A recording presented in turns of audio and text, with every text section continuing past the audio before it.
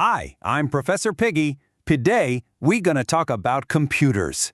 We're going to pull back the curtain and find out the secret recipe that powers every single computer. Yeah, from the one on your desk to some that, well, you've probably never even thought of as a computer. Okay, let's just dive right in. So let's start with a really basic question. What exactly is a computer? I'm pretty sure the definition is a whole lot broader than you might think.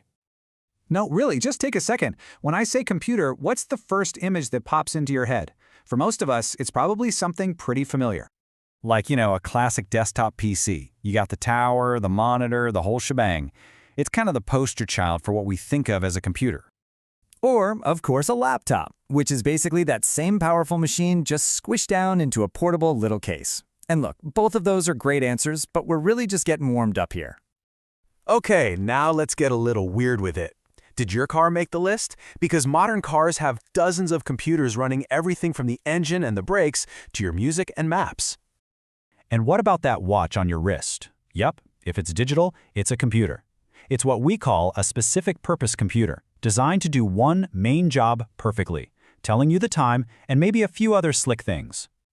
How about the thermostat on your wall? If it connects to the internet, that's a computer too. It takes input from sensors, it processes that data, and then it gives you an output, a nice comfy room. And for my favorite example of things you didn't know were computers, a Zamboni. I'm not kidding. It uses computers and sensors to make sure it shaves and smooths that ice to a perfect glassy finish. See? They're literally everywhere. So, if a Zamboni and your laptop are both computers, what on earth do they have in common? Well, the secret is that they all follow the same basic process. And once you get this, you can understand any of them. At its most basic level, every single computer does three simple things. First, it takes an input. That's you clicking a mouse, typing on a keyboard, or even a sensor just checking the room temperature. Second, it does some processing.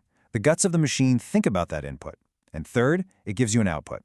You see something happen on a screen, or the air conditioner kicks on. Input, process, output. That's it.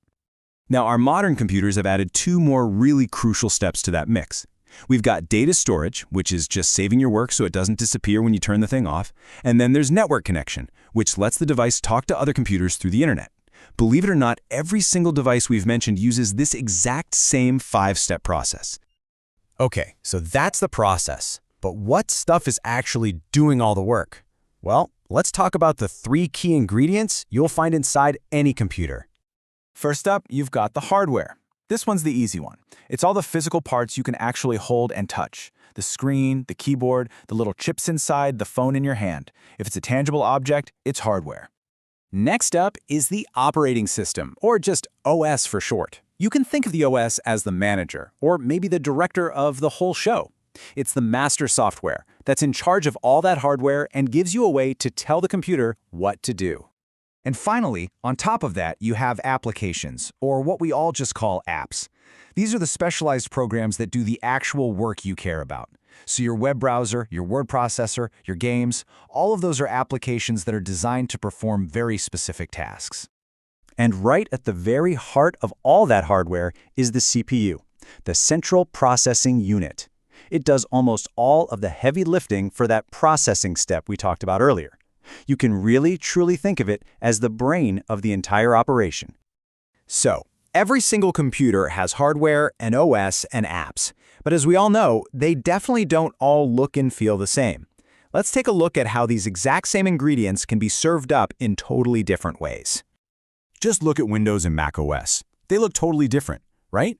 But they do the exact same jobs. Windows has a taskbar to show you what's running. Mac OS has the dock. Windows has the Start button to launch stuff. Mac OS has the Apple menu. Windows uses File Explorer to look at your files. Mac OS uses Finder. See? Different names, different paint job, but the same fundamental functions. But this brings up a pretty good question. We're all so used to pointing and clicking on these nice, pretty icons. What happens when you can't? What if there's nothing to click on? Is it still a computer? Oh, absolutely. That's where something called the Command Line Interface, or CLI, comes in. It's this super powerful, text-only way to talk directly to the computer's operating system. It's a technician's best friend because even if all the fancy graphics break, the CLI usually still works. In Windows, it's called PowerShell, and on a Mac, it's called Terminal. All right, so we've figured out what a computer is. We've broken down its universal process, and we've looked at its key ingredients. So why does any of this actually matter to you? What's the big takeaway? Because now you have a superpower. I'm serious. By understanding this universal recipe that all computers use the same 5-step process and are made of the same 3 types of ingredients, you now have the mental framework to figure out any computing device you come across. Whether it's a phone, a smart thermostat, or yeah, even that Zamboni. So there you have it. You now know the secret recipe that's been powering our computers for decades. It kind of makes you wonder, though, as technology keeps racing forward, what do you think the essential ingredients will be for the computers of tomorrow? Something to chew on. Thanks for tuning in.